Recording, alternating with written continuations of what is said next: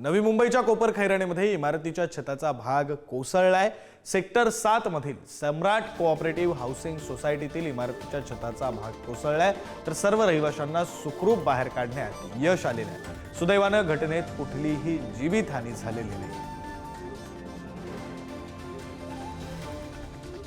नवी मुंबई शहरातील कोपरखैरणे येथील वसाहतील एका इमारतीचा स्लॅब कोसळल्याची घटना घडलेली आहे। आपण बघू शकतो जी घर होतं त्या घरातील मधला भाग कोसळलेला आहे। यामध्ये कोणत्याही प्रकारची जीवितहानी झालेली नाही, मात्र वित्तहानी मोठ्या प्रमाणात झालेली पाहायला मिळत आहे। कोपरखैरणे सेक्टर 7 मधील सम्राट या 3 माळ्याच्या इमारतीमधील दुपारच्या स्वरूपामध्ये ही घटना घडलेली आहे।